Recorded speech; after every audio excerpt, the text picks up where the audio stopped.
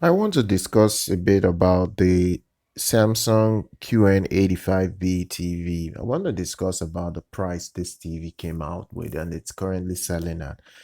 And, I don't like talking too much about TVs that have high prices. And when I look at the competitor that is releasing a better tech and the price remains pretty similar, I become a bit concerned. I'm not like trying to bash Samsung, but the brand new QN85B is priced at $1,400. That's the official price. $1,400 is the official price. I don't think it's the worst price in the world, but the problem with this pricing is the competitor. If you compare this TV to the LG A2, uh, and let me explain what the A2 is. The A2 is an OLED TV from LG. If you compare this TV to the A2 comes out on top, especially in picture quality and everything in between that, the design, everything. You will see instantly that the A2 from LG would destroy this TV in that regard. And here we have a situation whereby this TV is still very, very expensive in terms of what you have to pay to get it to begin with. The TV offers you a lot.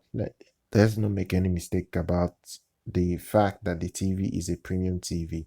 You will get HDMI 2.1 here, and its HDMI sockets are of the latest quality. So you're not losing anything with this particular TV.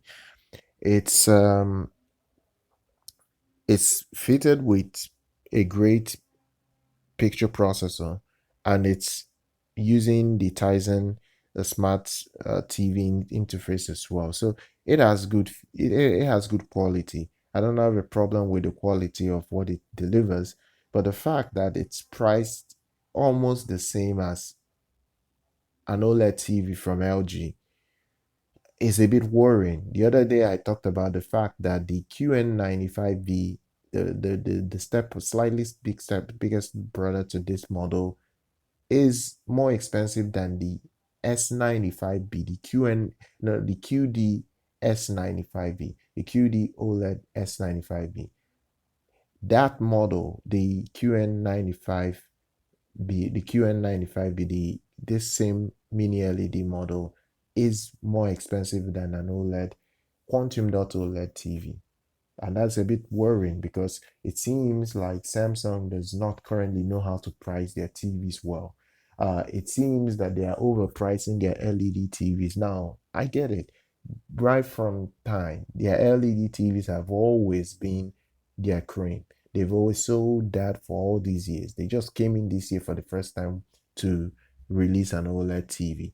So I get it. It's not very simple to just come all of a sudden and start giving you very, very cheap prices and like expect them to throw away the business model that they've grown over the last few years.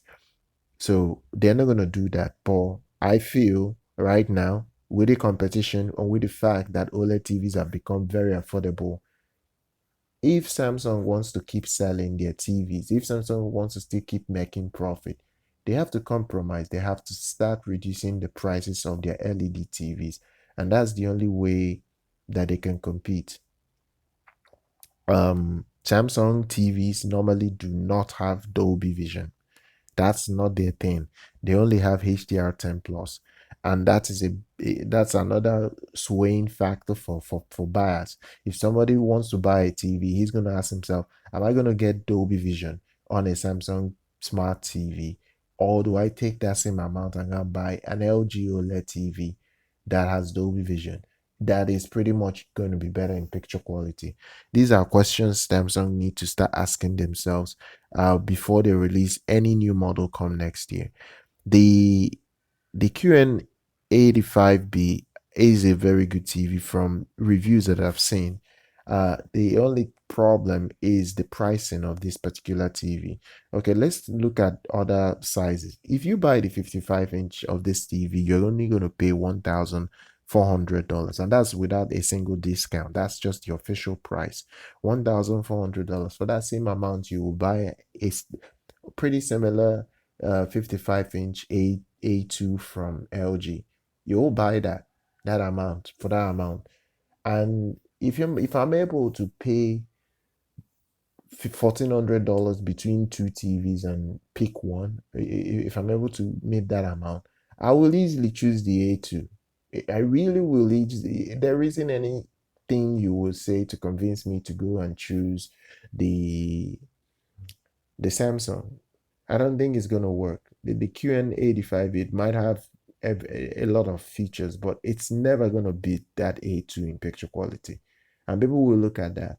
People will look at that. If you want the 65-inch model, you'll pay $2,000 or around 2,200 pounds, depending on where you're buying from in the UK.